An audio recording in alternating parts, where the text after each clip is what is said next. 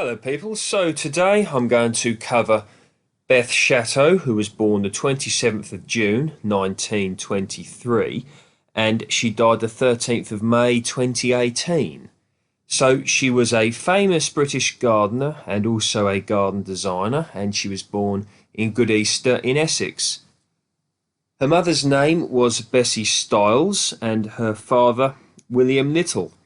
She started calling herself Beth from her 20s,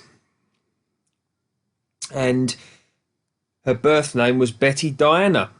She was educated at Colchester Girls' High School and she trained to be a teacher at Hockrell College, which is in Bishop Stortford, from the years 1940 to 1943. She met Andrew Chatto, and he was a fruit farmer, and they met in the 1940s, and they both loved plants, and they got married in 1943. Now they had two daughters, Diana and Mary, and the couple, they met Sir Cedric Morris, who was a British art teacher, artist and a plantsman, and they started to learn about plants from him, because if you look him up, Cedric Morris, he is a was a very educated gentleman indeed. So from the late 1950s, she became involved with the Flower Club movement, which is a group basically with a focus on flowers. And what she did, she started lecturing and opening new clubs and demonstrating flower arranging. And from the year 1960, the Chattos, they worked on developing the Chatto Gardens, and in 1967, the famous Beth Chatto Nursery was opened in Elmstead Market in Essex, United Kingdom. So she's had several books published, books and publications, and I'll name a few. 1978, The Dry Garden. 1982, The Damp Garden. 1985, Plant Portraits. And in 1988, The Beth Chatto Notebook. So she has lectured in the UK, Canada, the United States, Germany, Netherlands, and Australia. And her gardening and her writings, they focus very much about getting the plant growing in the right place. And we could all do a bit of advice on that in many ways. And her husband, Andrew, he spent many years studying the origin of garden plants. So she her and Beth and her husband, they developed this from the years of research. So yes, you'll know that if you're a gardener yourself, putting a plant in the right place is incredibly important, and quite often we get them in the wrong place. So it's a good bit of research to do, and very good to educate yourself on that subject. So a bit about the Beth Chatto Gardens.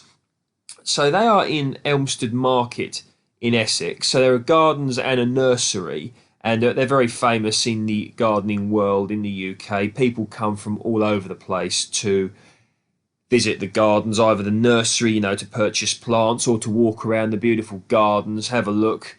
Really a nice bit of variety there. You've got some beautiful trees, you've got flowers, and it's very clear that Beth, had a lot of taste in designing these, and they really do look beautiful. They really are worth having a look at, if indeed you can.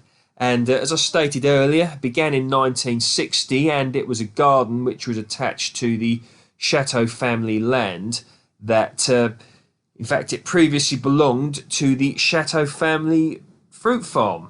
So there we go. Now, it had not been farmed, and reasons for this: the soil was considered to be too dry in places and too wet in others.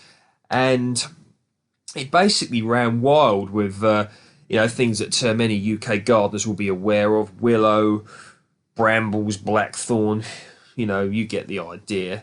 And the ancient oaks on the boundary that surround the garden, they still survive. So it's about 5 acres in size, and this includes many different patches of different garden designs, different things to look at. So you got the dry garden section. You got sun-baked gravel, water. So you got some nice water features there. Some just lovely lakes.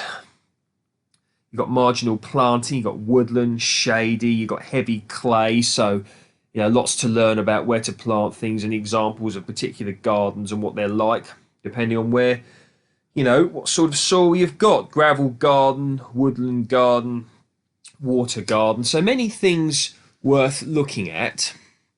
And while she was designing these gardens, she wrote books on gardening problem areas, how to provide solutions, etc. So very much worth reading her books and publications because she is speaking from experience. And very interesting that she lived in the White House in the gardens, and she worked very closely with her team on the gardens and continued to inspect, approve, have a look at their work and be involved up until the day before she died. So a very dedicated lady. And she died at the age of 94 with her family by her side. So lots of information on her on the web. Check out her books. I will link the Beth Chatto Gardens website below so you can have a look at that. And I have lots of events there, garden camps and wild bits and bobs going on out there. Mini beast search parties for kids. Lots of things like border collection, plants for special conditions, plants for dry areas, plants for shade, etc. on the website. So very much worth checking it out. So I hope you like that, and we will speak soon.